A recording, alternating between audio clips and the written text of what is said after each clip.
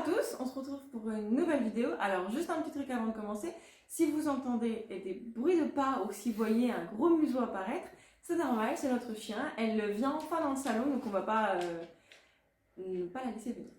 Donc voilà. Donc on se retrouve dans une seconde vidéo pour parler en fait de l'adoption de Greta et de son arrivée à la maison. Alors pour petit rappel, pour une adoption en Italie en refuge, comment ça se passe? D'abord, vous avez une prise de contact, une prise de contact par téléphone ou par message avec le refuge en fait pour savoir un peu ce que vous voulez, pour faire un petit peu connaissance. Ensuite, vous allez au refuge, on vous présente 2 ou 3 chiens, plus ou moins, qui correspondent à vos besoins, enfin à qui vous êtes. Ensuite, vous avez un rendez-vous à domicile qui s'appelle le pré-affido. C'est pour voir comment est votre chez vous et tout ça, c'est des choses à faire. Et ensuite, il y a des nombres de visites qui sont à faire. Alors, c'est à partir de 1, mais ça correspond après à l'état émotionnel, physique, psychologique du chien. Donc pour nous, Greta, on a eu 4 visites. Ecco, abbiamo dovuto fare queste 4 visite al rifugio perché è una cagnolina un po' paurosa e il suo stato emotivo era un po' difficile e quindi abbiamo dovuto dedicarle un po' più di tempo. In effetti noi non conosciamo il suo passato, non sappiamo che cosa le sia successo, sappiamo soltanto che lei ha sempre vissuto tra canili e rifugi. Non sappiamo cosa sia successo nel mentre, nel senso questa paura da dove arrivi, se è stata picchiata, se è stata maltrattata, non lo sappiamo. Quindi abbiamo dovuto dedicarle un po' più di tempo in questi 4 incontri e mano a mano abbiamo avuto dei miglioramenti. Era molto importante che Greta iniziasse a fidarsi di noi, chiaramente, perché poi i volontari ci sono nei rifugi, ma non ci sono in casa con te.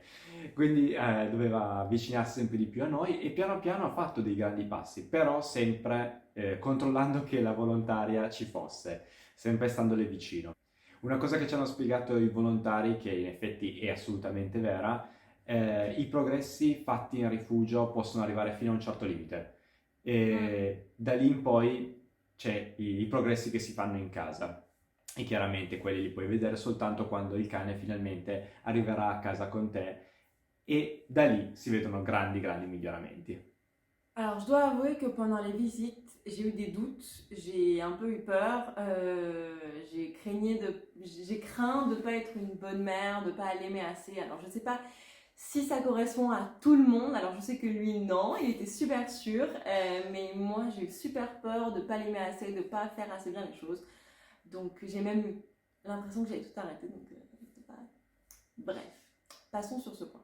Il est temps qu'on vous parle du coup de l'arrivée vraiment physique de Greta à la maison. Le premier soir, ça s'est super bien passé. Elle n'a pas du tout pleuré la nuit, elle est dormie dans le couloir.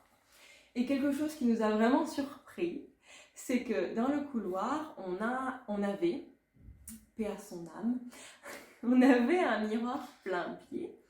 Et en fait, elle était censée dormir dans le couloir parce que à ce moment-là, le salon était encore un peu en chantier, c'était un peu encore le bordel, donc on ne pouvait pas.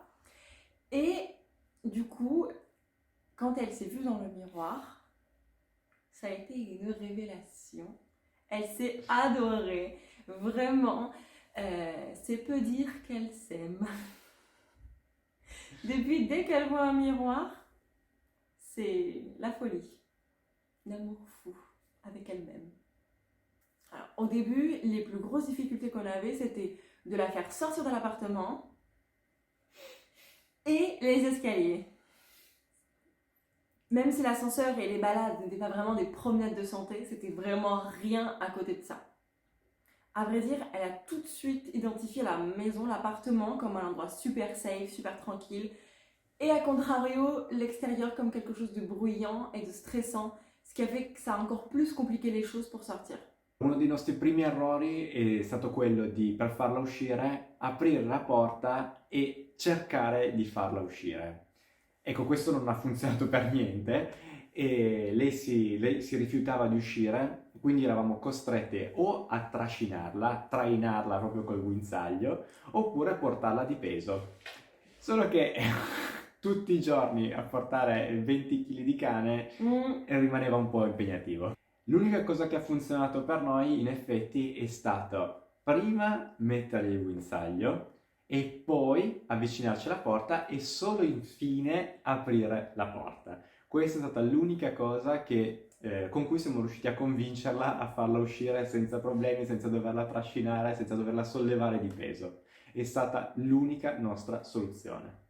Et maintenant, elle nous suit dehors sans même qu'on ait besoin de mettre la laisse. Des fois, c'est un petit peu problématique. Le deuxième plus gros problème pour nous, c'était les escaliers. Alors, on ne sait pas pourquoi, elle était vraiment terrifiée par les escaliers. En fait, entre l'extérieur et l'ascenseur, il faut passer la porte d'entrée et ensuite on a une dizaine d'escaliers, comme ça, de marches. Et il faut faire ces 10 escaliers pour arriver à l'ascenseur. Mais non. Alors, je me rappelle très bien la première balade que j'ai faite. C'était super tôt, il était 7h du matin. Je m'étais pressée parce que j'avais vraiment peur qu'elle fasse à la maison. Elle n'a pas fait dehors. Et ensuite, je suis restée bloquée 1h30. Il faisait un froid horrible. Je suis restée bloquée 1h30 dans les escaliers à dire allez, monte, allez, regarde, ça c'est juste une petite patte, allez. Et j'ai dû la porter et elle est lourde. Elle faisait 20 kilos. Et pour moi, c'était déjà pas simple. Ecco, siamo riusciti a risolvere il problema dopo 2 settimane, il problema scale, il problema uscire dalla porta e anche il problema pipì e cacca fuori. Adesso ne parliamo. Come sapete, Greta ha sempre vissuto in rifugi canili e quindi non ha un concetto di casa, non sa che cosa sia una casa e se pensiamo anche al fatto che per lei la casa è l'unico luogo sicuro, l'unico, era l'equazione perfetta per fare cacca e pipì dentro casa, mai fuori. Au début, on la sortait 7 fois par jour. Donc, le matin, 5h30, 2-3 fois dans la journée et 2 ou 3 fois le soir. Parce qu'en fait, on avait vraiment constamment peur qu'elle fasse à la maison. Donc, on la sortait, mais au final, elle faisait rien dehors. Et dès qu'on rentrait, elle faisait. Donc, si vous additionnez le nombre de balades, la galère pour la faire sortir et la faire rentrer, et ensuite le nettoyage des accidents dedans, je faisais plus rien de mes journées en fait. Je passais mon temps à nettoyer. Au bout d'un moment, en fait, ça nous a pris du temps, mais au bout d'un moment, on a compris qu'en fait, elle faisait pipi que dans la chambre et spécifiquement sur le tapis, merci, ou dans la cuisine. Donc on a trouvé un moyen, on a trouvé une solution toute simple, c'est qu'on a fermé la porte de la chambre, il fallait y penser, et on a bloqué l'accès de la cuisine. Et là, c'est allé un peu mieux. Bon, il y a toujours eu d'accidents, moi qui oublie de fermer la porte, tout ça.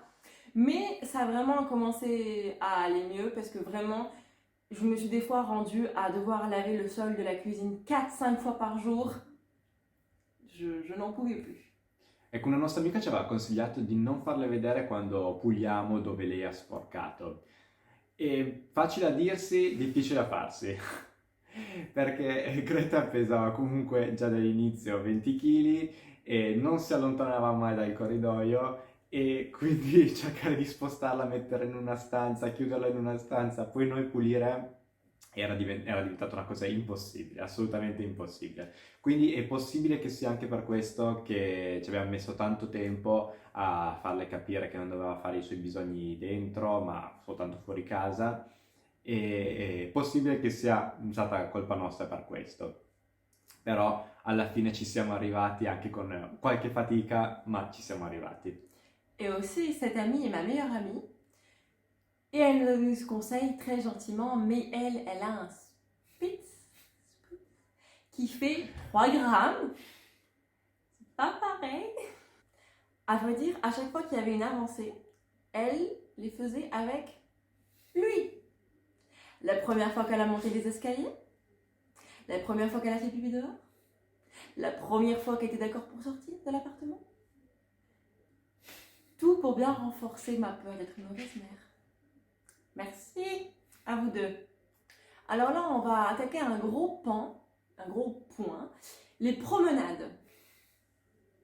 Alors, pour petit rappel, elle a toujours vécu en refuge, elle a été abandonnée, je ne sais pas si on l'a dit, à 2 mois C'était vraiment un tout petit bébé à 2 mois. Donc pour elle, la maison c'est nouveau, dehors c'est nouveau, les voitures c'est nouveau, les bruits, les enfants, les portes qui claquent, tout est nouveau. Donc vraiment, les balades étaient vraiment super compliquées.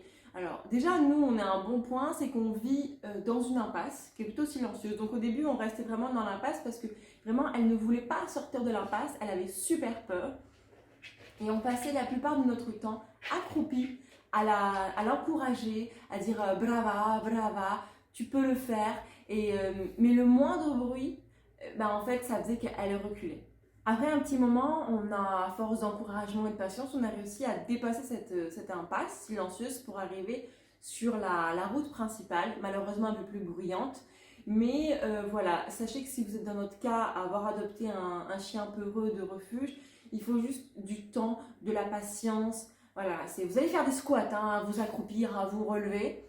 À la fin, vous savez plus quoi dire pour qu'elle avance, mais voilà, c'est juste de la patience.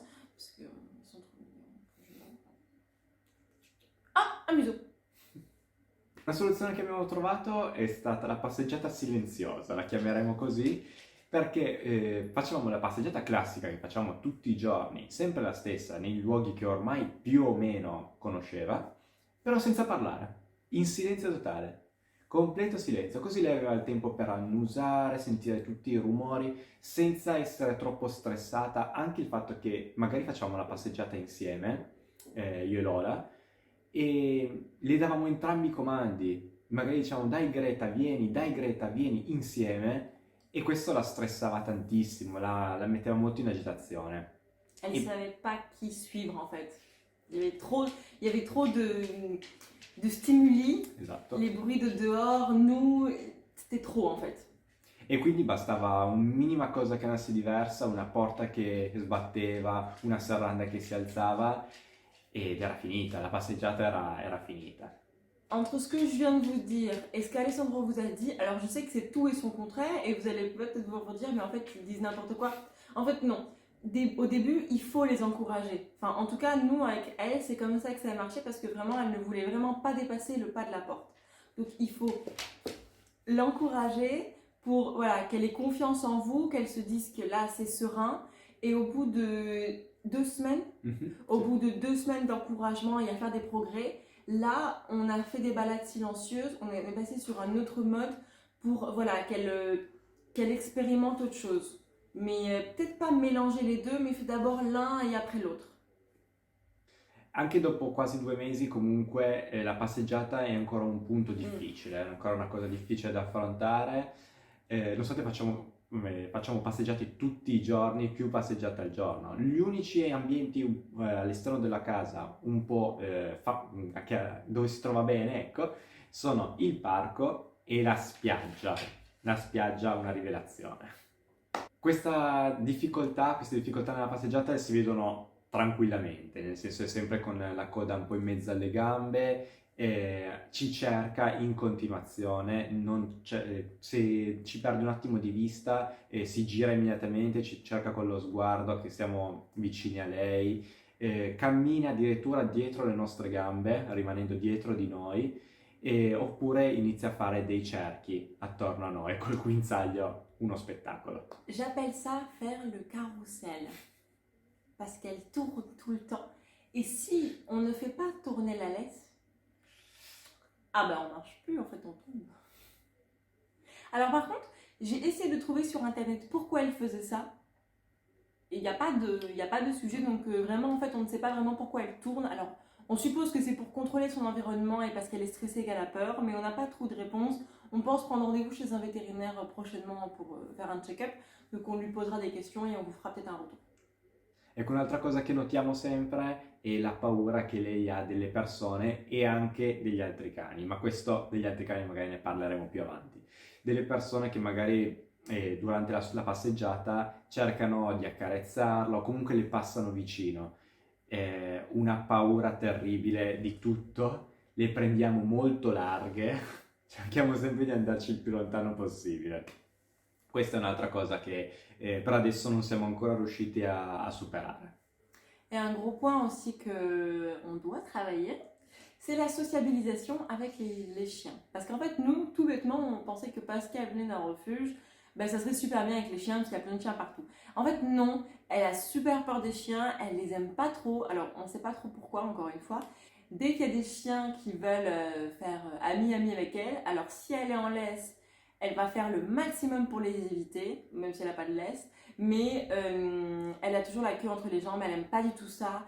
Et même maintenant, son nouveau truc pour éviter, c'est qu'elle s'assoit. Comme ça, voilà. Et par contre, si un chien s'approche trop de moi ou de Alessandro, ou que même on lui fait des câlins, elle grogne, elle monte les dents, elle est clairement jalouse. Alors on sait que c'est parce que voilà, elle nous aime beaucoup, mais on essaye de travailler ça comme on peut, mais je pense que la sociabilisation sera un des plans les plus compliqués. Mais voilà, de toute façon on savait que ça serait long, et de toute façon on voit ses progrès jour après jour, donc ça nous encourage à continuer. All'inizio non era mai sola in casa in quanto Lola lavora la sera e io lavoro di giorno, quindi comunque qualcuno in casa c'era sempre. E quando non c'eravamo però piangeva e abbaiava perché poverina si sentiva sola e abbandonata e di nuovo abbandonata sicuramente non le faceva piacere. E soluzione che abbiamo trovato è stato il Kong. Il Kong è questo piccolo giochino dove dentro ci si possono mettere dei piccoli snack per i cani e questo è stato un miracolo per noi, ci ha salvato la vita e ha salvato le orecchie anche dei nostri vicini. Donc oui, par rapport aux aboiements, en fait, nous, encore une fois, on était un peu naïfs. On est beaucoup naïfs. Parce qu'en fait, au refuge, elle aboyait pas. Donc on s'est dit tout bêtement qu'elle aboierait pas à la maison. C'était sans compter sur son côté berger allemand, qui est quand même plus de 50%, je pense. Et donc en fait, elle aboyait pour tout. Les bruits à l'intérieur, comme les volets roulants, le micro-ondes, une porte qui se claque, voilà.